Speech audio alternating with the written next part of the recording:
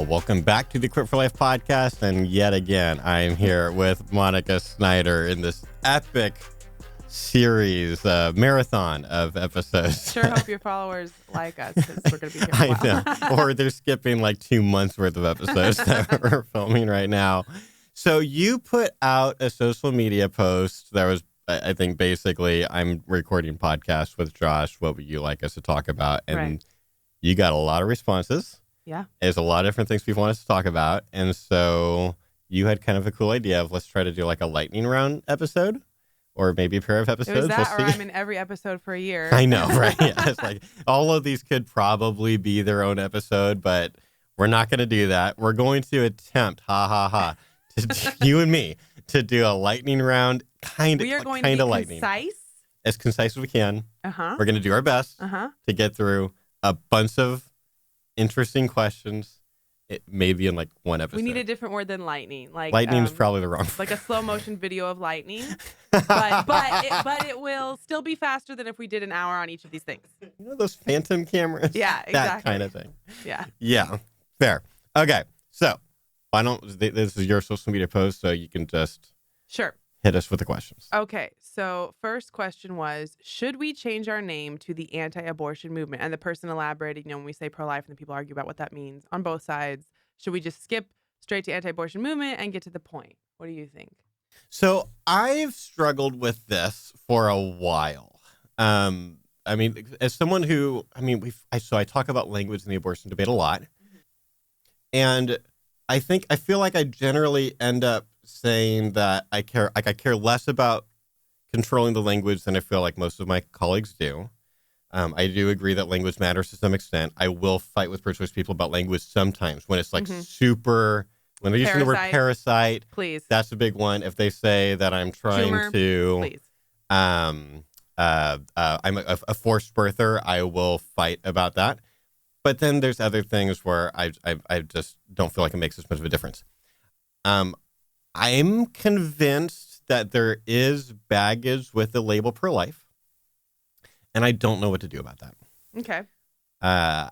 It feels like it would be so difficult to get a whole movement to change labels now. Oh, yeah. I think it's completely moot. It is the pro-life movement. And here's the thing with language, okay?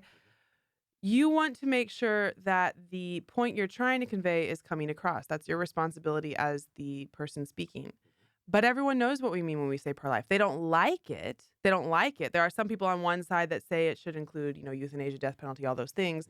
And people on the other side that say it should include, police brutality and immigration. Depending on the end of the political spectrum, everyone has their opinions about what it should mean. Right. And I get that.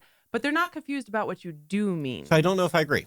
Really? I wonder if at this point, so like if I just call myself pro-life to just an average pro-choice person, I'm not sure that they know what I mean by that. I wonder if at this point they think that now it's kind of like if someone says, "Are you a Christian?" I don't know that I really want to answer that directly because, like, what do you mean by Christian? Do you mean like I hate all the gay people? Then or no, I'm not I believe that. In Christ. Right. It's like, what does this mean to you? So it's the same thing. Fair. That's what fair. do you mean by pro-life? What does pro-life mean to you? Because I think there are different ways of casting that out. Well, clearly. And I don't know the way it's in their head. That's fine on an individual basis. But if you literally go to dictionary.com and just check pro-life, the first definition is opposed to legalized abortion. Yes. Because that's the most common usage And I think that's what it should mean. And also, to be fair, I don't think it's in any way offensive to be called anti-abortion. Me neither. I am anti-abortion. That was my other thing. Yeah, and sometimes I will, depending on the audience, sometimes I will just say anti-abortion. Yep. But the pro-life movement has been called the pro-life movement for so long, and there are so many groups that have the phrase pro-life in their names. I'm not about to change our group to secular anti-abortion, and I don't care. I don't care if you're. I'm like, you're not all confused. the changes in our website that we'd have to do. Literally, just read any of our content for about 6.5 seconds, and you won't be confused. So maybe if we could go back in time and plan this all out in advance, maybe we do something differently. But I don't think it's necessary, and most of the time, I'm not really going to engage. I completely agree with what you said. There are some things where I'll go to ground over the vernacular. Right. But pro-life versus anti-abortion, whatever you want to say, that's fine. Same thing. But I'm not going to change the movement. I wouldn't change the movement's name. I'm not going to change our name. I think you know what I mean. Yeah. And and just define it if you feel like maybe the other person might get confused about what you mean by Sure. the term. And to be fair, I guess I say everyone knows. I mean all the activists. Pro-choice activists, Okay. us. I realize when you're talking, there's tons of and you could see this when you do polls and ask people if they're pro-life or pro-choice and then ask them about what they think of the legality. It does not line up. There's always a percentage of people who say they're pro-life and think abortion should be legal all the time. And there's always a percentage of people who say they're pro-choice and think it should be illegal all the time. So who knows what they think it means. Right. So there's clarification to be done. I agree. Yeah. But in general, you know what? It's done. That's what we're called. It's going to be hard. And they have the same problem. Planned Parenthood has been trying to get people to stop saying pro-choice for and that's 10 years happen. now. There's way too much inertia, you know? So it is what it is. They are what they are. I think we're kind of stuck at this point. Yeah. Okay, next. Okay, next one. Can we talk about the reality of the availability of abortion pills for use in self-managed abortions? We could easily do a whole episode on this. And at some point, whether you're with me or not, you should. This is one of the big new fronts in the abortion debate. Super important. So we don't have time. Couple of quick points. Okay, first of all, don't have a good solution right now to how to legally manage that. It's the same problem that we've had with we not being the pro-life movement, but being like the United States government or other governments. Same problem they have with any illegal distribution of, drug-related stuff, okay? That is a problem. I don't know the answer. I think the pro-life movement is scrambling to figure out a strategy. Don't have the answer, okay? However, it is a problem, and it should be a problem even for pro-choice people, because there's plenty of research to show, first of all, that abortion pills come with more complications than surgical abortion, even when they are getting them in person from people. Now, I don't mean 50% of the time, somebody bleeds out. I mean, if surgical abortion has, I'm making these numbers up, if surgical abortion has a 1% complication rate, then the pills, it's like 2 or 3%, something like that. But it is higher when you're talking about hundreds of thousands of people or whatever the number is. It's significant. Separate from that, when we talk about the problem of abortion pills, we mean essentially telemedicine abortion. And there's a lot of problems with that. It's less likely they will catch ectopic pregnancies. It is less likely they will catch other contraindications. It's less likely they will catch coercion. If a woman has to go in to a building and talk to a doctor by herself, that's very different than if she's sitting in front of the laptop and you don't know who else is in the room. There's a whole bunch of concerns with that. Also, there are abortion rights advocates in this country right now very specifically advocating for what's called advanced provision, which is when you give people the abortion pills and they aren't pregnant in case they get pregnant in the future. And this is their side's answer to some of these bans that are happening. But it also means you have no way of knowing if someone steals their pills, if they give them to someone without any kind of medical interaction. It's extremely... If someone spikes their drink with it. Yes, exactly. Or you could have a woman who wants to keep them on hand in case she lives in, Missouri or someplace, and she wants to have them as a backup. And then she finds out a friend of hers thinks she's pregnant and gives them to her. And there's no touch point at all with a medical provider. And that is not safe. It's also harder. Like, how do they know for sure the age of the baby? That's a notorious There's not an problem. ultrasound. Forget the abortion debate. You could just be talking about wanted pregnancies, and women are notoriously very iffy on if they remember exactly their first day of their last menstrual period, LMP. There's all kinds of problems with it. And I've actually on Twitter had this conversation. Dr. Daniel Grossman is one of the biggest proponents of this. And he'll put out tweets. And once or twice through SPL, I've been like, how are you going to handle these issues? And he just doesn't respond to me. And I think, and when I've seen articles where journalists will ask about that, they basically say, we don't think that will be a big issue. And you're like, oh, okay. Well, as long as you say so, I'm sure it's fine.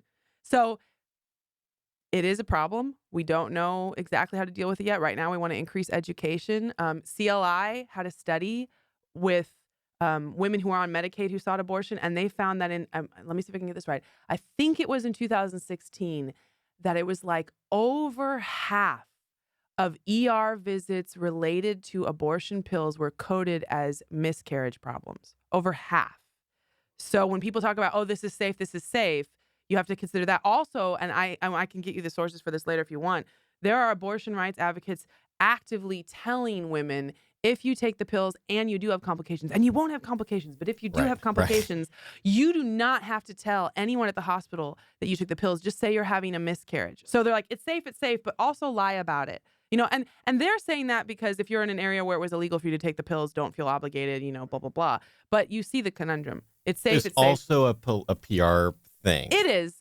I'm just saying, most generous interpretation, right? But interestingly, CLI also found that for the people who were miscoded, they actually had, let me back up. For the people who went to the ER because of complications related to abortion pills and they were miscoded as miscarriage, as compared to the people who were not miscoded. Right. The miscoded ones did have more complications and problems, which is surprising to me because I have completely believed the talking point. That when you take the abortion pill, it's physiologically identical to miscarriage. And if it is identical to miscarriage, it shouldn't matter if they miscoded or not, because it should be exactly the same. So why, when it was miscoded, was there a different rate of complications? I haven't had a chance to dig into that, but I think there might be more here than we realized. But again, I haven't had a chance to dig into that. So abortion pills are the new front in the abortion debate, one of the new fronts. We need to be talking about it. We need to be educating the public about it. We need to be making sure our communities understand the risks. As far as the legal side, I don't have a good answer to that right now. Yeah, I think I basically agree with all that. And the only thing I would add is I am concerned by the fact that I've seen some people talking, and I'm not saying like major pro-life leaders, but there have been pro-lifers talking about a non-zero number of pro-lifers. A non-zero number of pro-lifers, which is scary to me, have been talking about, well, here's the solution, is we need to completely change our laws when it comes to interstate commerce or I guess state-to-state commerce or like things coming in from other countries. Change it in what way? Change it how? So like, I mean, so like here would be like one example. If we're talking about like, well, what about a woman going from a state where it's illegal to the next state over where it's legal? Well, then maybe the way to control that would be to say that it is illegal for her to go to another state to have a procedure that's illegal in the state that she lives in. And we're going to have a bunch of border control agents trying to control that stuff. Like, obviously, you can run this really, really far. And I'm just saying, it doesn't even seem plausible. I don't want the pro-life movement attempting to turn America into a police state. No, yeah, no. I understand. There are harms to that on its own. We have to consider more than one thing here. And what would be kind of the natural ramifications I don't know of the that. answer to this. Forget the abortion debate again. What is the situation with if there's, state A and state B have different laws already and you leave the state? I mean, are there equivalents? Are there precedents? Like, no. If you live in a state where marijuana the laws is illegal, don't follow your citizenry, and they you follow where you travel are. to another state where it is legal and use it, right? Nothing's going to happen to you, right? And nothing should happen to you. The thought I was having was actually speeding tickets. If you're traveling across country and you get a speeding ticket in Nevada, but you live in Missouri and you just ignore it, what happens? I mean, I think they'll follow. I think that'll follow you. Okay, I was not sure, but that has not happened to me. That would be curious. But that would be different because I think, and I'm not a lawyer, okay? So right. I'm way outside of it. I wasn't even thinking about drugs. I was just like, I think I would think it'd be like Nevada. You've done something against Nevada, and Nevada's going to try to enforce it, even though you went somewhere else. That's not the right analogy. You're right. It would be like if Nevada had one speeding limit and Colorado had another, and nobody cares in Colorado if you speed in Nevada. Yeah, I think the drug thing works. Right. That's not the right analogy. Colorado just legalized hallucinogenics. Right. In the last thing. So if someone goes to Colorado and tries hallucinogenics there, even though it's not legal in the state that they're in, right, they're not going to get in trouble. I'm tracking. They shouldn't get in trouble. So it's just like, logistically, it just doesn't even seem plausible. Even if you had no concerns, right. It does not seem very plausible. I mean, and we talked about that when we first were talking about like why one of the reasons why we think that we shouldn't be prosecuting women for illegal abortions anyway is imagine how our legal system is already not understaffed perfect and screwed up on so many levels, including race levels and all kinds of things. Like, I think a lot of in times agreement on that. When pro-lifers are talking about the never-ending question of, oh, do you want to prosecute women? Do you want to prosecute women?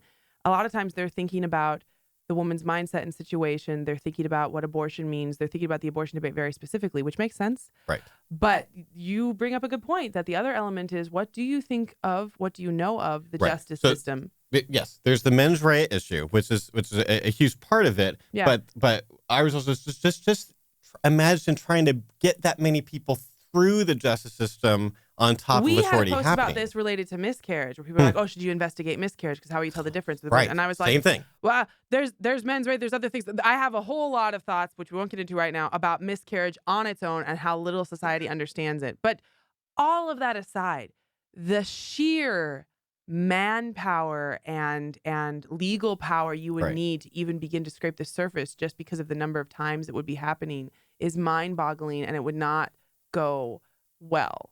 Right. It would just be prohibitively difficult. Right. And this is not us saying, therefore, everyone do whatever you want. No. No, of course not. But we are saying it's not obvious to us what we should do about pills being shipped illegally. Right. You know, It's not obvious to me that there even is a possible solution that involves being able to enforce the law through like legal investigative means. I think it's possible. I hope I'm wrong, well, but or I think maybe it's possible. maybe it's not even going to be in the realm of criminal law, or maybe they have their own solutions, but they're not very enforceable. But you could also have something like, well, we'll make it easier to do a civil lawsuit if something happens, or like other things that are like disincentives without it going straight to let's guard all of our borders and make sure that nobody leaves.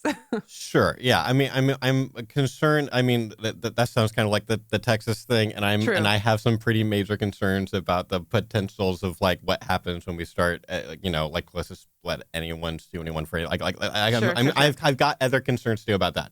Let's say it's not. Then what does the pro-life movement do? What's the response? Right. It can't be, oh well, I guess abortion is legal unless it's a pill. Right. So if it's true that it's not going to be enforced, especially like mailing abortion pills to people. Like if that's just not going to be enforceable, then that doesn't mean that there's nothing that we can do. That means that we're going to have to do education. We're going to have to be trying to help people to not choose this. I'm pretty passionate on the side of we should be trying to make it so that fewer women feel like they need to have an abortion because they're of the financial increased situation social they're support in. is always going to be something we can work on. Yes. Always. Another point is, even if you make abortion illegal in a given area, and let's say that you have no way of controlling the abortion pills at all, abortion is still going to decrease based on the law anyway, because Yes. there's always going to be a subset of people who are not comfortable doing something that's illegal. Mhm. There's going to be a subset of people who maybe didn't necessarily want to get an abortion, and their social circles won't push them if it's illegal. And there's going to be a subset of people that maybe they don't even care that much about legality, but they're not so sure about how safe this is. It does decrease abortions anyway. I want to be super clear about that. Yes. The laws do decrease abortions. Yes. However, it'll be slightly undermined, or maybe majorly undermined, by the issue of abortion pills. And that's where increased support, increased education. We can always be doing those things, even as we don't necessarily have the answers to the legal side. We can keep on trying to make abortion unthinkable, even if it's available in various ways. If we have private individuals listening right now who are not formally affiliated with pro-life organizations and want to know what they can do is learn more about abortion pills, learn how they work, learn what the risks are, and be ready to talk about that. Yes. That's an important thing we need to be talking about. Yep. Okay. That was pretty good. That was, Wasn't 5 minutes. No, it wasn't 5 minutes. But it wasn't an hour. Let's move on. Okay, let's see. Somebody wanted us to talk about the connection between discrimination against children with disabilities in the womb and discrimination after birth. So not just, yes, disability selective abortion is a problem in its own right, but also how is it connected after the children are born? So I just wanted to touch on this briefly. Yeah. We have talked to parents of children with disabilities. We actually have a whole section on our website just about parents who got prenatal diagnosis and then were pressured to abort and did not. And that's separate from the section we have about parents who got pressured and then the diagnosis was wrong. This is just where it was right. Right. Anyway. Where the diagnosis was right, but they're getting pressured. Right. Their children did have some kind of disability and they keep getting offered abortion. Sometimes they're berated for it and all these different things. And they don't choose abortion, and they very much love their children who also enjoy their lives. Not that that's a requirement. Right. And so forth. Right. Anyway, in particular, in the last couple of years, we have had a volunteer with SPL I've become very good friends with. She's wonderful. And she has a child with Down syndrome. She and her husband went through trauma, essentially, when she was pregnant. She had to switch OBs multiple times because people would not stop pressuring her about this situation. And she has the child. And one of the points she wants to make is she has her child with Down syndrome, and then all of a sudden now everyone switches from this is the responsible thing to do and your life's going to be terrible and they'll end up in an institution, you'll probably get divorced, and all these things that they tell her, right? Without mentioning the social supports available, the funding available, none of that. And then she has the child and they're like, oh my gosh, inclusive World Down Syndrome Day. She's bitter. When World Down Syndrome Day comes around, she always feels very conflicted because she's like, you're the same people who were trying to stop my child from being born. Right. And so parents and the people that have the disabilities, it's not lost on them, this completely double standard. But also, it's not always the case that when the child is born, everyone switches from be responsible to, oh, so much inclusion. They don't all switch. Some people say very ignorant things. We've had in the disability community, the question, didn't you get tested, is renowned and infamous because, What? oh yeah, with Down syndrome and other things. Oh, And a lot of times it's from people who aren't meaning to be offensive. They're just ignorant, but we actually have resources that I can give you, including women who are pro-choice, who say, listen, I'm pro-choice.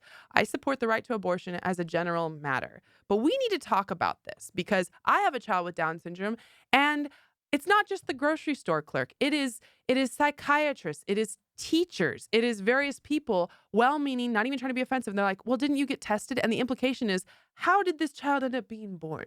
Because surely if you had gotten tested, you wouldn't have chosen to have this child, right? That's the implication.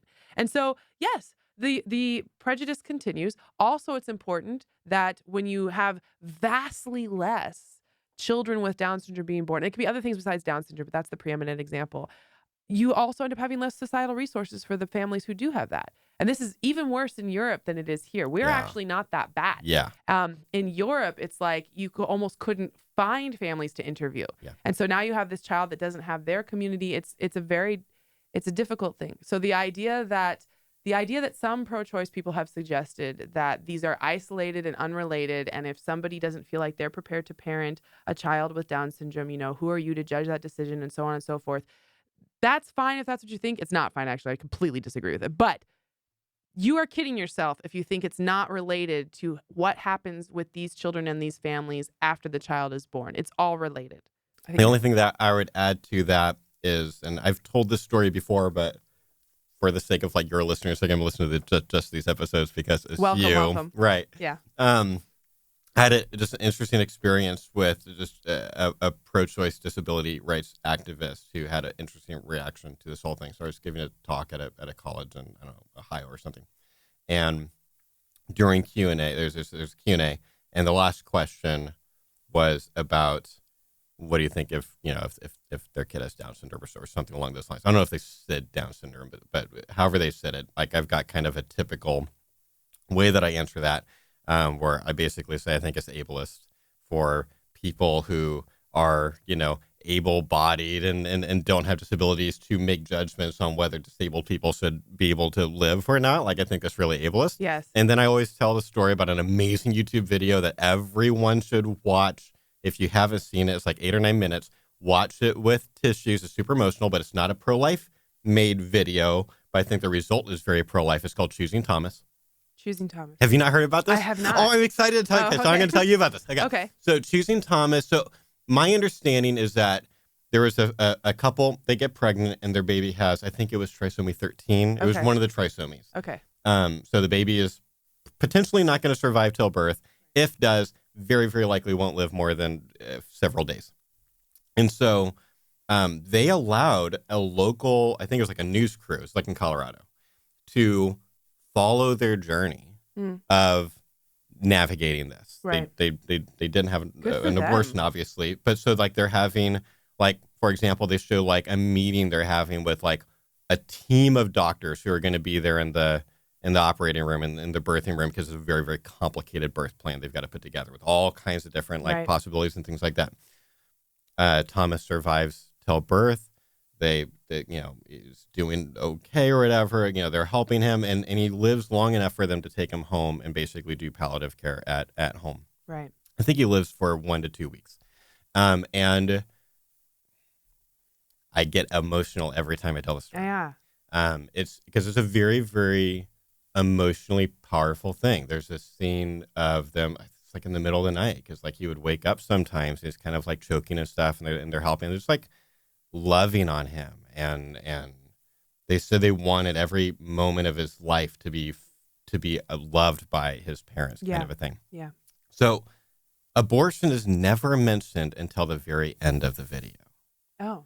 They show B-roll from the funeral, little coffin, and the dad says, a bunch of people asked us why we didn't terminate, and he says, we didn't terminate because he's our son.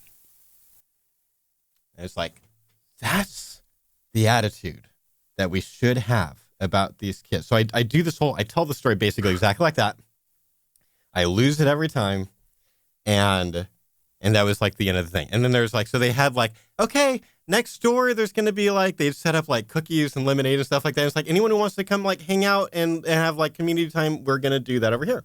Super cool. They used to do that more times. So I ended up hanging out basically with a pro-choice philosophy professor who came and this pro-choice disability rights activist. Sorry, so we're back at your speech. I'm still on. So, Okay. yeah. So this is right after the speech.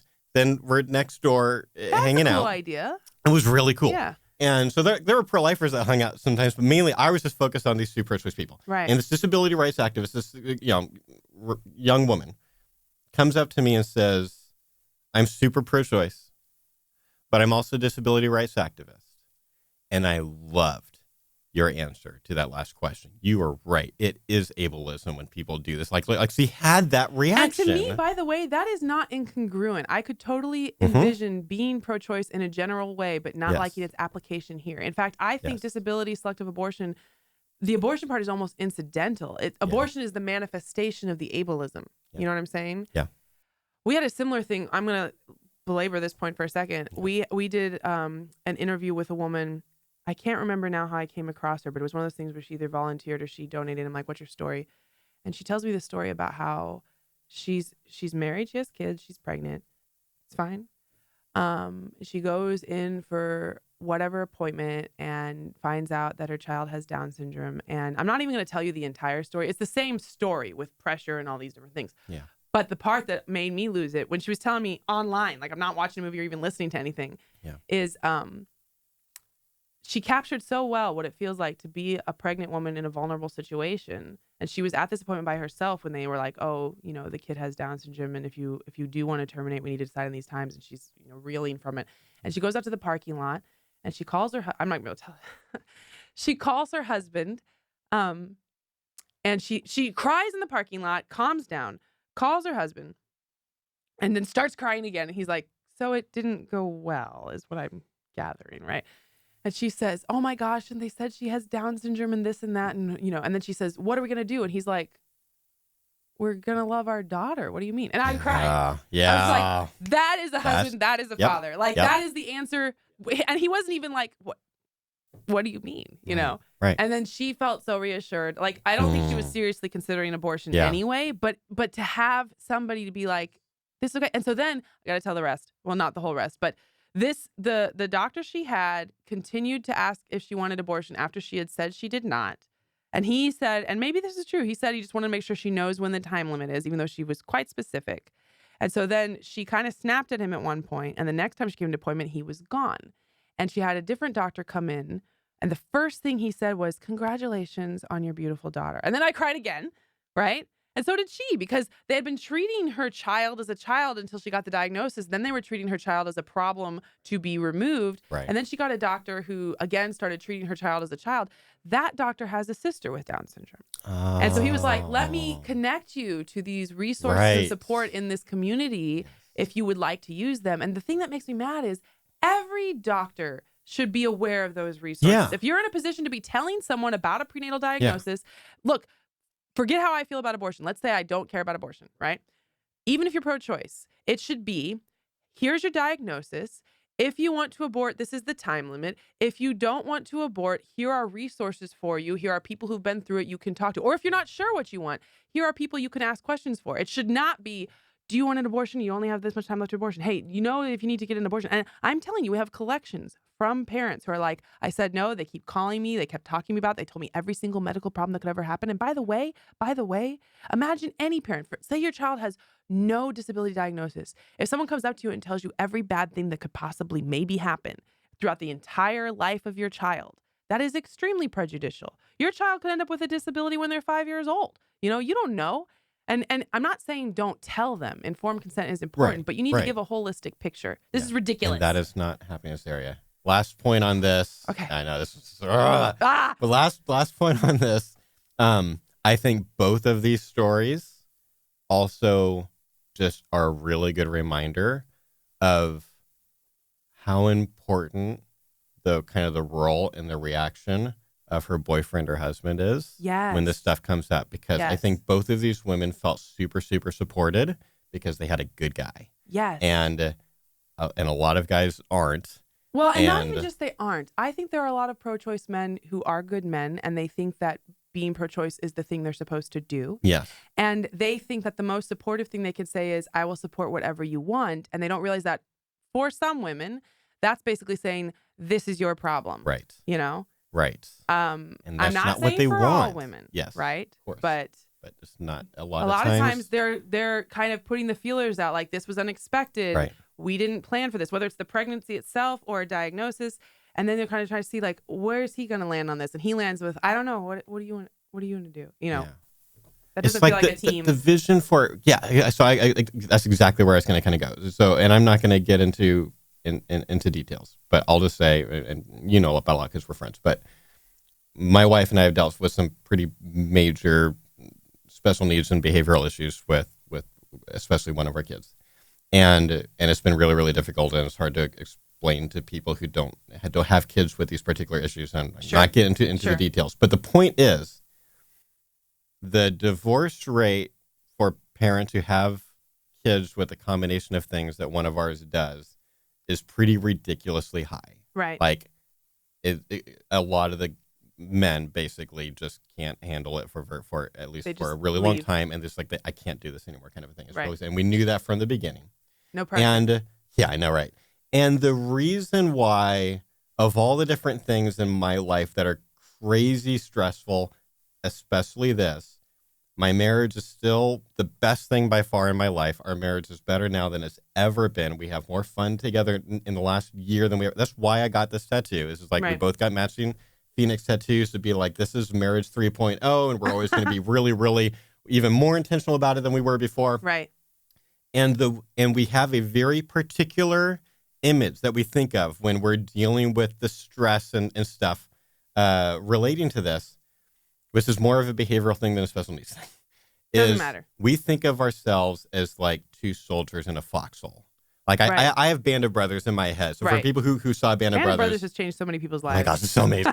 So if you think of like them, like when the poor guys on the Eastern Front, is snowy for multiple episodes. They don't have winter gear. War is one thing, but snow, and they're like hanging out in frozen foxholes for days at a time, not being able to fight, really just trying to survive cannon fire or whatever. They're being barraged with fire all the time. Trees are coming down, and and it's two guys will just be in this foxhole together. That has been our picture every single time. If we can remember, we're on the same team. Right. We're in the foxhole together. We're going to help each other. We're going to support each other through this.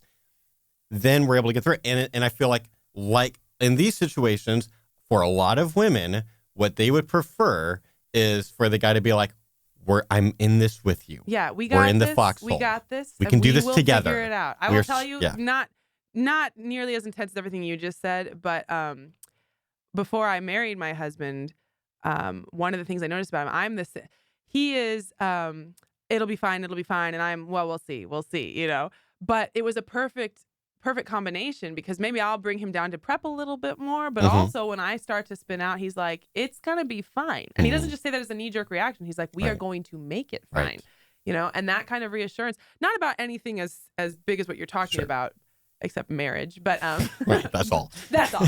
But I actually have engraved I'm not wearing it right now, but the inside of my wedding ring says it'll be fine, because he says that to me so much, and it's a core component of what I found attractive about him. Love and that. What works for us. Yeah. So yeah, it can be fine no matter what. You can be the stand-up guy. You can be the guy she relies on. You can be the guy to make this okay. Not saying you have every answer and every resource. I'm saying you can come from a position of strength. That's what I'm saying. Yeah. All right, next. Okay. What are some steps college pro-life clubs or other pro-life groups whose members are mostly religious can take to make non-religious pro-lifers feel welcome and included? Oh, I love this question. Thank you for asking. I love every time someone asks this question. I'm so happy that they're asking this question. Asking this question. Done. Okay. There are a lot of little things you could do. It's not actually that difficult. Yeah. I will be frank. If I was designing it, I would not mention religion at all. But I know that doesn't make sense for everybody, because maybe 95% of the people all share the same religious belief, and you shouldn't have to hide that from each other. I'm not saying you do. But if that's the case, just be intentional. A long time ago in a galaxy far away, we went to a training that Josh was running. My sister, who is also an atheist, and I went. And it was Christian oriented. Yes. But it made all the difference in the world because he did little things like say, okay, pray with me if you follow Christ. That sounds small, but saying the words, if you follow Christ, implies that you understand not everyone in the room does. I don't want you to feel like you've got to pretend to pray. Close your eyes because everyone else is. That's an ongoing conundrum sometimes for secular pro-lifers where it's just like, I choose to just sit politely and not bow my head. I don't bow my head. I don't shut my eyes. It's not to be defiant. It's because I'm not. It's more honest. It's just honest. Yeah. I'm not like staring at you. Right. It's kind of like, okay. But anyway, you could do little things like that. But if it were me, I would not be having prayer at that. Yep. I would not be having prayer. I would not be discussing religion. There are other opportunities and venues where you can do that. Yes. I would keep it out entirely. I would make sure that your literature is religiously neutral. And a lot of clubs already do this. But if you're not sure, this is important, okay? Find someone who actually is secular and run what you're doing by them. Yes. Because I have found many times that there are Christian pro-lifers who believe what they're doing is secular. And by a strict definition it is. They're not saying anything about Jesus Christ or God. Right. But there's also subtle connotations and things and vibes you can give off. And there's nothing wrong with it. But if you want to be more inclusive, run it by someone. We actually just had this happen literally last week. I was talking with a woman who's running a fantastic organization trying to provide support to people after they've had abortions. And some of it is religiously oriented, but she wants some of it to be secular. And she said, let me show you this video I made that I intended to be secular, and you give me your impressions. Oh, nice. Very, very smart. And it was fantastic. I was like, no notes. Good for her. Chef's kiss. Yeah. But, and this is not just true for religion and secular. Anytime your target audience is coming from a different place than you, find a friend from that target audience and have them look at it. I did a presentation a couple of years ago that was going to be in front of a class at UC Berkeley, a public health class. You know, if it's UC Berkeley, it's going to be predominantly secular, left-leaning, not that into this debate. So I put this presentation together, put a ton of time into it. I showed it to pro-life friends, and they were like, this is great. And I was like, wait a second. And so then I have a lot of pro-choice friends, right? And thankfully, and I'm grateful for this, two of them, they actually came to my apartment one day and let me give them the entire 45-minute presentation. I know. So sweet. Because they don't agree with me. Good friends. I have very good pro-choice friends. Yeah, that's right. Great. I gave them the whole presentation, and I was like, the whole reason I'm doing this, you could tell me. And they did. They were like, yes, no. What is that? And I'm like, oh, okay. Because there was actually a part that I thought was like the hardest hitting, like, that's my point. And they were like, too far. I'm like, you've lost me. And I'm like, okay, good to know. And I changed it because of that. And then because of them, I actually went on. I almost never actually took. So I want you to clarify something because I can already hear the emails. Okay. And there's going to be the comments are saying, so you're basically saying that you took your strongest arguments and made them weaker. No, I'm saying they weren't the strongest arguments. When you say strongest arguments, I mean arguments that people are going to find the most persuasive. Right. And as opposed to hard hitting or something like that. I thought that this would be where they'd be like, oh, wow, that is such a great point. And now I'm rethinking this. And they were like, this sounds silly. Yes. This is why we say all the time that we project onto other people who think very differently. We think we know how they think because we know how we think. I had run the presentation by other people, but they were people who already agree with me. Right. So then I was like, I should expand this further because I was nervous about this presentation. And so I almost never talk about abortion on my personal Facebook page. It's a boundary. It's in my life a lot already. But I went on there and I was like, hello, everyone. I'm giving a presentation alongside a PhD embryologist dude. Okay. And it's going to be at Berkeley. And this is my request, all right? If you are a secular, left-leaning, pro-choice person, and be clear, I'm not trying to change your mind. Please watch it knowing that I am not trying to change your mind. I literally just want you to give me your impressions. Which parts were you like, I see what you're saying. No, I don't. Yeah. And it was great. I had like 8 people be like, I'll watch it. I think it was helpful that I said, I'm not trying to change your mind. Right. I just want your feedback. And they were curious. So I recorded it on my laptop and sent it to them and got even more feedback. And I was able to make it, I think, a better presentation for that context. Same thing with religion and secularism. Maybe the best thing you could do is find a friend of yours. Hopefully you have a friend of yours who doesn't necessarily agree with you on religion and be like, hey, even if they're pro-choice, it doesn't matter. Be like, from a secular perspective, if we have this literature, if we're doing this stuff, like from a secular perspective, does it make sense? Okay. Right. That's one of the things you can do. Another thing you can do that's really helpful is if you have, for lack of a better phrase, minority voices in your club, whether it's secular or in another way, go to them, not in front of everybody, and just say, hey, do you want to give a talk? Do you want to give us impressions? build up their voices. Yes. Give them a larger Yes. megaphone, because it will help the majority group better understand, but it'll also send out a flare to other people from their demographic, like, Right. hey, they're welcome here. Hey, you're having these conversations. Right. You know, that is very helpful too. So, and then above all, and I think anyone asking this question would already know this, and I know this is a conflict for Christians, but I feel very strong about this. Do not evangelize. Yep. Do not evangelize. You could become really good friends with a secular person, Mm-hmm. and if in your private friendship they want to talk about that or you want to talk about Right. that, that's fine. Right. But, and this happens to us all the time, and it will I continue to know. happen to us all the time. Do not go up to the one atheist or the one, non-religious person in this group and be like, so why do you think these things? And I'm just curious, and then they tell you like, but did you think about this? Yes, I did. Yes, I did. Okay. I know that most people doing this, well, a lot of people doing this, some of them are just genuinely intellectually curious. Some of them are hoping to save your soul. And I recognize that as a good intention. Okay, Mm-hmm. I do. Some of them want to get in a fight, hopefully not in your pro-life group. Okay. Yeah. It doesn't matter what your motivation is. To some extent, it doesn't matter. People aren't going to want to come to your club if they have to defend all of atheism or all of non-religiousness to you in order to say, I'm against You abortion. want your club meetings to be a welcoming place and not a place where people are nervous every time they go to it. And this also applies to politics, by the way. Let's say that you have a whole bunch of conservatives in your club and there's a Democrat. Don't go up to them and be like, so what do you think that when this Democratic politician said this, or how do you feel about this, or how do you vote because you're pro-life? Or constantly ragging on Democrats for other things in the meeting or whatever. Focus on the common ground. Right. You're both against abortion. Right. What are you going to do about it on your campus? Okay, so focusing on common ground. There will be plenty of opportunities for you with your conservative friends or with your religious friends to have those conversations. You don't need to make your pro-life club that place. Yep. Okay? That is my advice. We do not need, and coming from a Christian perspective, I just don't think we need most pro-life events to be modeled after church services. No. We don't need to have I would say especially on campuses. Prayer times. We don't need to have a bunch of worship services. There is one national conference I keep going to, and it's just like, I feel so uncomfortable for any atheist who comes because I can see how hyper religious this conference is, and they mean well. I understand. And I think, and I give myself a lot of credit, so take it for what it's worth. I think I have some of the thickest skin around. Yes. And I have gone, even in the last year, to some events where I've just been completely emotionally exhausted by the end because I'm having to filter out so much. It's and like I don't go to church. I don't go to church, and I would like it when I'm going to pro-life stuff if I don't feel like I'm at church. Yes, that is not Christians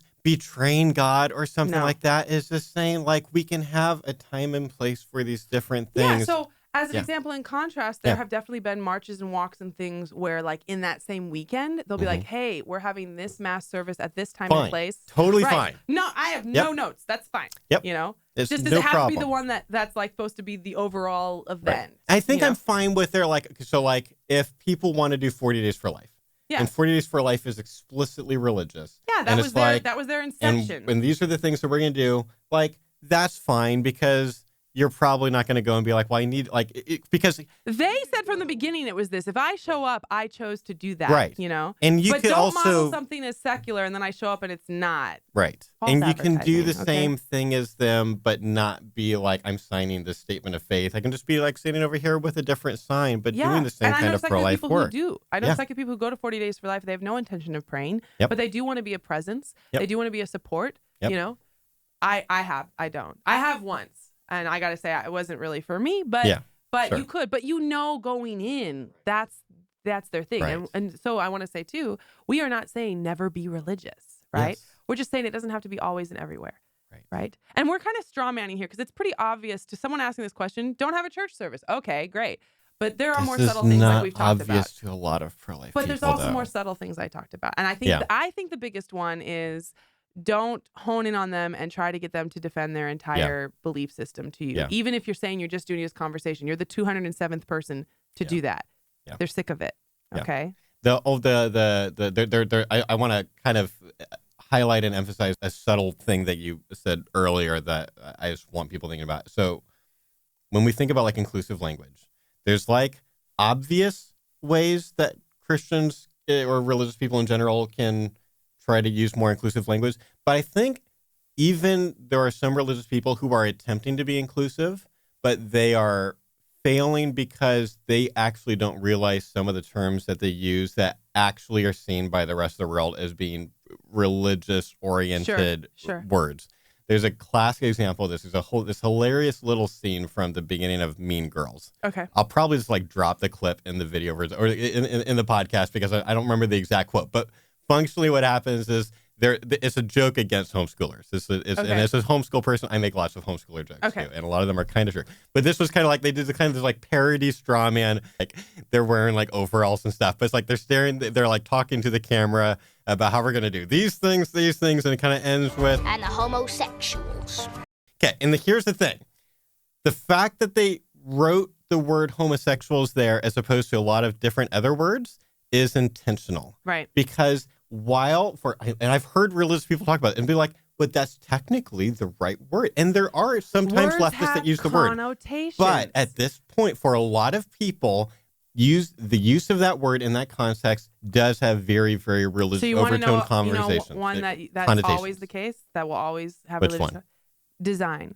Yep. You say design in any context. It could be if you say design, they're like, interesting. And I'm not saying that's rational. I'm not saying that's a fair reaction. I'm just saying the word design. If a lot of the time the word is being used in a certain context, then it's not weird for other people to just kind of connect it with that. They might not even consciously realize it. They just hear it and they're like, oh, it's a little tiny signal. And it might not matter. And my point here is that, so for the religious people who maybe wouldn't have on their own worked out that at this point in the history, the term homosexuals used in certain contexts has certain connotations that it maybe didn't at one point in the past. Sure. The only way you figure that out is by getting outside of your bubble. Yes. In this case, they can just be like watching non-Christian movies and maybe you kind of work out, what's going on there. But again, it's hard talking to your friends, trying to expose yourself a lot to other kinds of thinking. We actually have a blog post. I think it's called Pro-Life and Pro-Choice Vocabulary, where we just literally have a list for each, where it's like, if you say these words, and I'm not talking about what they mean. Yeah. If you say them, for a lot of people, you're saying, I'm pro-life. And maybe you want to say that. Maybe you don't. It depends on the conversation you're having. And so just be aware. Yep. Earlier, we were talking about pro-life versus anti-abortion. If I am talking to what I presume will be more of a pro-choice oriented person or crowd, I just say anti-abortion. Yeah. That's fine. Just that switch out. There's an equivalent with religion, although I don't think it's as easy, religion versus secular, as pro-life versus pro-choice, because I spend a lot more time thinking about the latter than the former, to be frank. But it is something to keep in mind. Yeah. I really like this question. Anytime people ask this question, I'm like, thank you for asking. Yes. This Very, question. very helpful. Okay, next. Should pro-lifers boycott cultural content or celebrities promoting the pro-choice position? I feel like I am not going to have the popular answer on this question because I've been asked this so many times, and I don't know. There's just so many times where I'm asked a question where I feel like my answer is different than most of my colleagues. And it's just like, it is what it is. You chose this podcast to listen to. I'm not a big boycott person. I'm not going to say that boycotts never work. I think they can. I think they typically work if it's a bunch of people organized and they're all communicating why they're boycotting the thing. Like that can sometimes make a difference. The other side does boycotts too sometimes. Fine. But I am not convinced that I am morally obligated to boycott every single company that supports abortion rights. I don't even think you could. Yeah, I think it's not possible. Like, this question was on Facebook, so I think it's up to you. I don't think there's anything wrong with it. I don't think the success of a boycott is the only reason to consider it. Yep. I have privately boycotted some people and some things for no reason other than, you know what? You annoy me. Now that you said this thing, now that this actor or singer or whoever said this thing in this context, I saw the video. I don't know if you call it a boycott. I'm just like, bleh. Yeah. They just turn you off at this point or whatever. Now I know you're an idiot. I mean, I always suspected, but now I know, and now I can't enjoy your art because in the back of my mind, I'm just remembering when you said that thing. I get that, right? But are you morally obligated to? No, I don't think you're morally obligated to. Unless, and this is might be inherently religious. You tell me if it is, but at least there is a religious place for me being able to say, if it violates your conscience, then it's morally wrong to do it and violate your own conscience. Well, I would just say don't. If it violates your conscience, I would think you wouldn't want to anyway. I would think. You would think so, but for sure. I don't think you're obligated. There might be there could be extreme versions of this. Yeah. You know, it's one thing for some celebrity that every time there's a news story about a celebrity saying they're pro-choice, I'm like, I assumed that they were. Right. Yeah, probably. Great. Every now and then, like, okay, so we have secularprolife.org/movie quotes. And it's just a whole bunch of TV and movie quotes that followers submitted to us that they found to have a pro-life connotation, okay? It's really fun. It's kind of inspiring. But when we post it, there's usually at least one or two pro-choice people who are like, for example, there's one in Captain America, We Don't Trade Lives. And they're like, did you know that Chris Evans is pro-choice? I'm like, dude, right. I do not care. Right. First of all, Chris Evans isn't actually Captain America. Did you know that? Right. That's not a real thing, okay? Secondly, even if you could find me like some kind of canon that showed that Captain America, the character, was pro-choice, I still wouldn't care, okay? Right. I can look at this moment and be like, that hit me this way. That's how art works. I appreciate this non-utilitarian argument he's attempting to make, and he's making really badly, by the way. Whatever. That's not the point. But at least... So, like, well, there's a lot of stuff in Star Wars. There's a lot of stuff in Star Trek. And there's a lot of stuff in Doctor Who. Okay, so I'm triggered. Okay, so the Star Wars thing. This bugged me so much. What? And maybe I am being overly obnoxious. Which Star Wars thing are you talking about? Okay, so I was at the San Francisco Walk for Life one time. We were actually walking together. I was walking with, yes. Okay. You and your dad and your sister. You guys had the sign. I was walking with you guys because I'm like, I want to hang out with the secular pro-life people more than anyone. Obviously. Way better. So we're walking, and people are holding these handmade. Oh, is this the Darth Vader one? Yes. That's so just funny. This person, okay. was not intended to be funny. If it was intended to be funny, this is not. It was. I guarantee you, it was not. You cannot guarantee that. I am 90% sure because there was. We need Elijah here to ask if this was meant to be. They had two. It was the same group of people or family or whatever. It had two Star Wars related signs. Okay.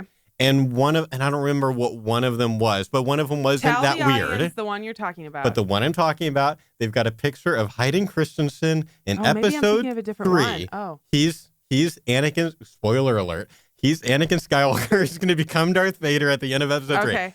But it's him at the beginning of episode 3. Okay, we're thinking of different things. Go ahead. Okay. So maybe you shouldn't be arguing with me. So maybe you're actually right about something. Yes. I decide you're wrong. Okay. Just default you're wrong.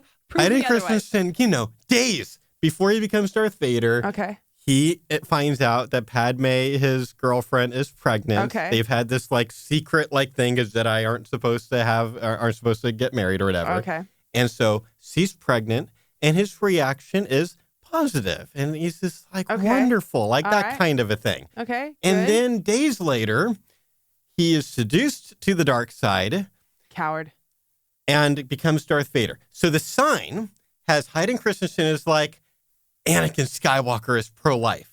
But that dude, by the end of the movie, kills the younglings. Not what I was thinking of at all. Kills all the kids. That is not in the Jedi Temple. And I'm just like, what are you talking about? What I was thinking of that I thought was just a joke. Yes. And I don't even remember if it was the same walk. I've been to a lot of walks. Right. But I had one that said, even Darth Vader chose life for Luke. Referring to later when it's like he could have killed him and didn't. He didn't even know about Luke and Leia. That's the whole point. Referring to way later in the timeline. When Darth Vader, the end of Return of the Jedi? And I took that as a joke. I took that as even the most evil, ridiculous guy still didn't kill his son. And I was like, that's kind of funny. That's what I took it as. I hope they meant it to be funny. Of course it was. Yes, I am sure they meant it to be funny. Why are we... Anyway, my point is this thing, okay, so the movie quote thing. That was way off track. The point is, every time we post the movie quotes thing, someone's like, this celebrity is pro-choice. I'm like, I know. I cannot. There's almost no pro-life celebrities. Is there a way to actively not care about that? Because I don't care. Right. I don't care. So the only one, so I think my guess from having heard you describe kind of your visceral reaction to some celebrities about that Anakin thing. I just I feel strongly because it's a really stupid pro-life argument, and stupid pro-life arguments make me crazy. And there's this you can't have a dumber pro-life sign. Okay, don't say that. That's not true. But we don't need to think about that. I haven't yet seen a dumber pro-life sign, and I've seen a lot of pro-life signs. All right. Okay, whatever. I know that I am taking this too far, but that quote is not in our movie quotes collection. Okay. Our movie quotes collection is very good. My point is, my guess is that I am less turned off by pro-choice celebrities than you are, probably, maybe at least by a little bit. It depends on what they say. But there is at least like one case I can think of where I have been so turned off by someone that I've stopped watching them. So the one example I can think of is I used to really enjoy the John Oliver show.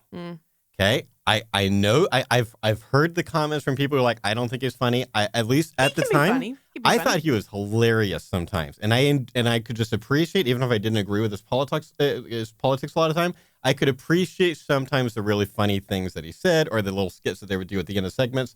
And I appreciate that. And then they did this thing on Abby Johnson. And we knew enough, and we wrote an article about it. And we knew enough information about even the behind the scenes of what happened with that segment from Abby herself to know that the writers intentionally lied in this segment. They didn't just try to point at a thing that looks kind of bad on the surface. They made it worse. There was actual lying going on. This should be a shock to no one, I think. I agree. It shouldn't be a big shock, but it was so upsetting for me because it was like, if I know that their writers aren't just politically biased, but that they are willing to lie to make their point seem, then it's like, well, now I can't trust anything that I'm seeing in here that even seems factual. Yeah. And I haven't. I think I've maybe watched one or two segments since, but like every time, like I've still subscribed, and it's like I'll see it, and like there's a part of me that's like I want to enjoy this person. If you were watching it to get actual information, that was the mistake. If you're just watching it to laugh at ridiculousness, that's a different thing. Yeah, but, and maybe I was naive. I had a very good friend when I was at UC Berkeley, a very good friend of mine who unironically admitted that he got most of his news from late night talk shows, and I was like, okay, well at least you're self-aware. And this didn't have to do specifically with abortion debates, just we had very different politics in general. And sometimes we talk about it and he'd say something. He's a very smart, very honest guy. He would say something and be like, why do you think that? He'd be like, okay, to be fair, I think that because of Jon Stewart. I was like, okay, maybe that's your first So I think I was probably overly charitable and thought that at least sometimes when it seemed like they were being purely factual before they got to commentary, I thought sometimes they were at least attempting to be honest about facts. So the takeaway your listeners should have is don't be so charitable. No, I'm just kidding. I'm just kidding. I know. But, don't be so dumb like Josh was. Oh my God. I think since then I've become more cynical about stuff like that and just feeling like. But see, in terms of a boycott, that would be what I was talking about, where it's like you're not ceasing to watch because you think that your lack of ad revenue or something is going to affect him. You're just done. And it's not that I'm mad that he's pro-choice or you could be pro-choice and super not a leftist, liar. Whatever. Right. It's the thing of like I would rather if I'm spending my time in anti-confirmation bias time, I want to spend it time trying to find people who are at least trying to be honest. Sure. Yeah. Or else I'm not being helped. True. Yeah. Although it is helpful to know what lies people are saying. That's true. But maybe not for your leisure time. Yes. Yeah. I think that's a pretty good distinction. Yeah. All right. Next one. Okay.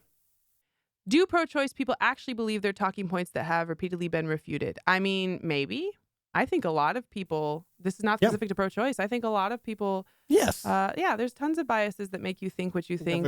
And when you say a whole refuted, lot about cognitive biases in like the last when you episode. say refuted, they might think you're a liar, or they might think that there's context missing. Yeah, they don't think it's been refuted almost ever. You think it's been refuted. And they don't. You are probably right. No, but right. You in this situation, you probably are. In this situation, but yeah, I think they believe it. I think I do think, and I think this is not the more common situation, but there are going to be activists and people who recognize that what they're saying isn't wholly truthful but is useful, and they're going to keep saying it. And I know pro-life people who do that too.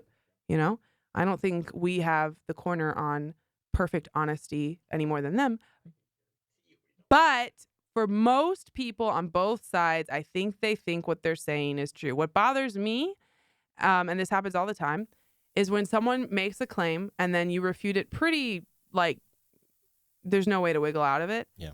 I think a lot of times what people do when you do that is instead of saying, this claim has been refuted, I recognize the refutation, right. they just go to the next claim. Yeah. Yeah. Or they dig their heels in, and there's Digging like this, heels the is like they don't backfire agree it's effect been thing. refuted. Right. Yes, but I'm talking about how like I think they know it's been refuted, and that's why they just move on to the next claim. Yes. And okay. it's So that's frustrating even because worse. it's like, okay, like, small example. The other day we put out on Twitter this very heartbreaking commentary from an abortion provider, and we screen capped it and then we linked the article. Okay. I thought it was obvious if you read the snippet that the person writing it was an abortion provider, but maybe it wasn't. Okay. And one person commented berating us for taking the word of a pro-lifer, just, whatever. And I was like, this was written by an abortion provider. Here's the article. So that's an example where it's like, you can't really wiggle out of that. So then they responded with, well, other argument. And I was like, back up a second. You were completely wrong about your last assumption. What other assumptions do you think you might be completely wrong about? Right. You didn't even blink, man. And to be fair to you, it's Twitter. I get it. You didn't even blink. Can you pause for just 2 seconds? You don't have to tell me, but just in your heart of hearts, can you be like, maybe I don't totally know what I'm talking about, And there's been a lot of this stuff in the last several years on both sides, and I'm not going to be specific, where people have jumped on a bandwagon because just one source on their side made some claim. Confirmation bias is a powerful thing. And totally is a very powerful thing. I won't even say we've never done it. I've never done it on purpose. Right. And I can't think of specific examples right now, but I know in the course of the 10 plus years we've been around, there's been something where I'll be like, oh my gosh, and I'll repost something and then realize there was significant context missing.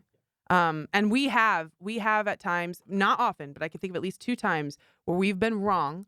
And our policy has been to leave it up with an update or retract it with a placeholder saying this is what was here. Because I don't want to just delete it and then have people be like, I thought they said this, maybe they didn't. Like, just own it. Yep, we've done the same thing. And I actually think, by the way, quick side note, you increase trust when you do that. Yes. It's not like people are like, oh my God, they were wrong. I mean, some people will be, but most of the people are like, oh, see, they owned it. So you know, at minimum, that if I say I'm right, that I do believe that I'm right. Even if you don't think I'm right. You know, I'm not just bluffing. You are more intellectually honest than a lot of people at that point. But even at a selfish level, like it's just Googling a claim that sounds like the other side is really, really bad. Right. And trying to just check, like I've seen times where someone just looks like an idiot because they posted some conspiracy theory that as soon as you Google it, you can easily find all kinds of sources for that's not true. Yep. That's just coming from one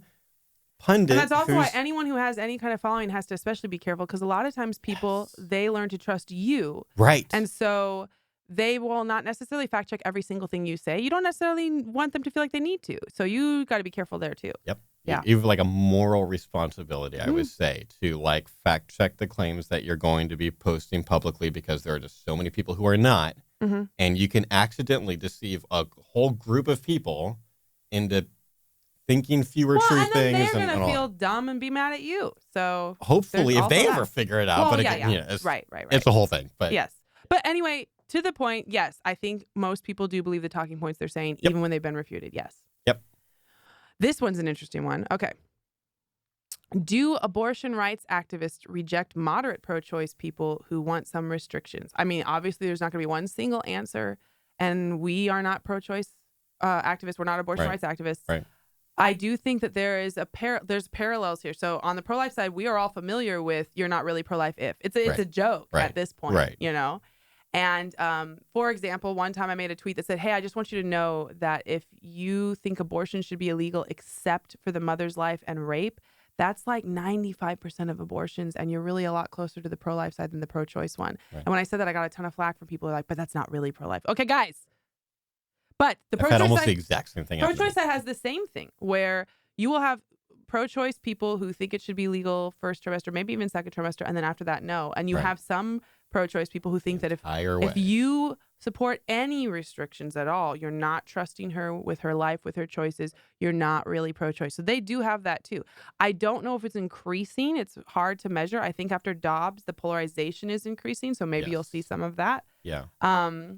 There's also abortion rights people. They specifically get mad. There's a couple things that make them mad. I've seen this on Twitter a lot. Safe, legal, and rare makes them mad. It's not safe, legal, and rare. It's safe, legal, and accessible. safe, legal, and taxpayer funded. They won't say taxpayer funded. They use different phrasing, but like safe, legal, and covered or something, affordable, something like that. Also, I actually feel bad for moderate pro-choicers every time this happens, but repeatedly throughout the year, maybe like once a month, we'll say something and people will be like, no one is pro-abortion. And then 87 people will be like, I'm pro-abortion. And you can shut up. Right. And I'm like, this poor lady. I think this happens more now than it used to. I do too. I do too. Yeah. I remember when everyone was saying no one is pro-abortion. And now it's like, do I even need to keep debunking this? Are we still saying this? And so you'll see a pile on there.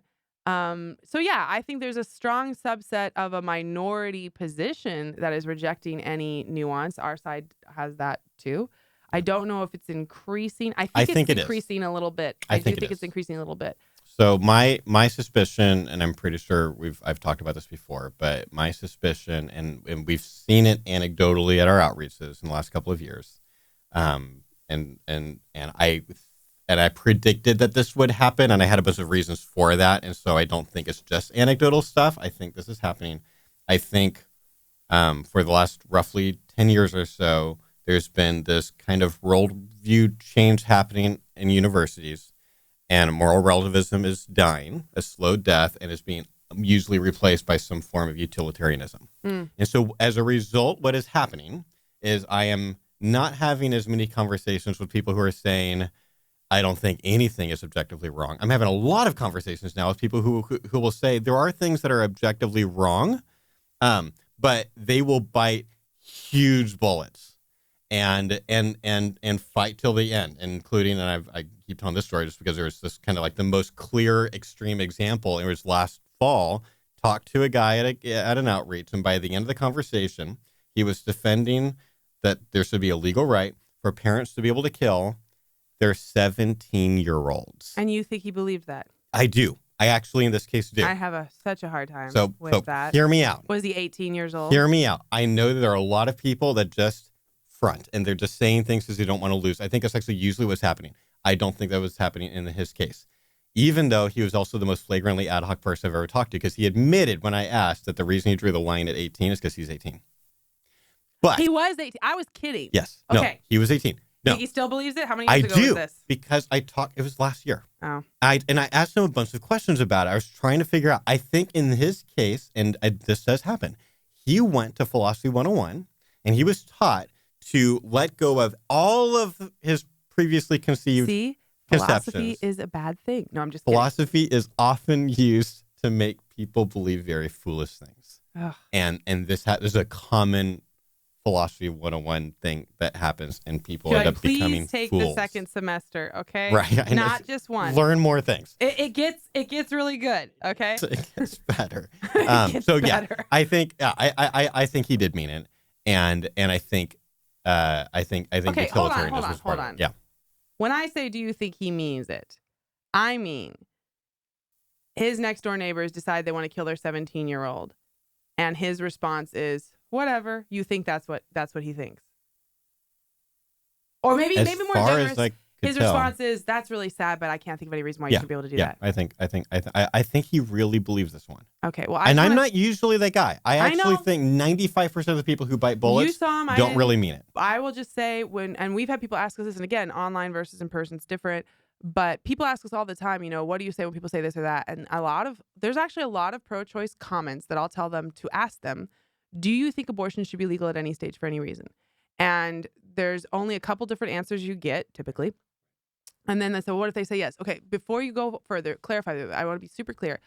Suppose, hypothetically, you have, a 7-month abortion of a healthy fetus for no medical reason. Do you think that should be legal? That's what I am talking about. And then most of the time, then they'll be like, that never happens, blah, blah, blah, blah, blah. But some people will be like, yes, I do. And they do mean it. I know people who do mean it. And then my followers will say, well, then what do you say? What I say is, thank you for your intellectual honesty. I don't think we have enough common ground to continue the conversation. I'm going to go. But I do that online because the point online is who's reading it, right? Not who you're talking to. Right. And I just wanted you to say something that most people will be like, oh, right. No. But even at an outreach, like if unless this is the only person here, then every conversation you have is a conversation you can't. And we are totally making judgment calls about Wait, say that again? every conversation you have is a conversation you can't. There are other people you could be choosing to talk to. Yeah. And so I am making judgment calls of, do I feel like this person is open-minded? Do I feel like I'm making, and I will try for a while before giving up. Of my resources now. I am making those calls. Right. And also, it's not always the best thing for them to be like, hey, now we're going to do 3 hours about whether infanticide is moral or not. It's like at some point, I'm just like, I'm out. One of my good friends said that he thinks in conversions, most of the work is done between conversations when they have a chance to like marinate or ruminate on what you're thinking. True. Another thing for people to keep in mind. And that's why you got to know when to kind of back off and just let them think about it. I told you this story in one of the recordings we did yesterday where my brother had a roommate where they went back and forth, and then the roommate basically bit the bullet and said, yeah, I guess I would think that infanticide would be okay. And my brother knew when to stop. And he was just like, okay, you go ahead and, you know, let's end there. And it had a big effect. Yeah. So episode 1 of this podcast is on how to deal with people who bite the infanticide bullet, and we've got some techniques that we use before we give up. Get this out of the way right away. Check it out if you're interested in because I don't give up right away, but I'm getting pretty close to giving up when someone bites the infanticide bullet. But there are some things that you can try. Okay, so we still have a bunch of questions on this Google Doc. Yes. So let's stop here. Okay. And we're gonna do a part 2 lightning round, just like we thought we were probably going to do. I mean, this was a lot faster than doing like 9 different episodes. So true. That way, it's a lightning round. I think I'm glad we're doing this. Okay. This is fun. All right. Thank you for listening to the Equipped for Life podcast, a project of Equal Rights Institute. Equal Rights Institute uses speaking, writing, YouTube videos, podcasts, online courses, and campus outreach to help pro-life advocates in the areas of practical dialogue tips, relational apologetics, pro-life philosophy, and sidewalk counseling. If you've been helped by this podcast, please consider supporting it by making a donation at equalrightsinstitute.com.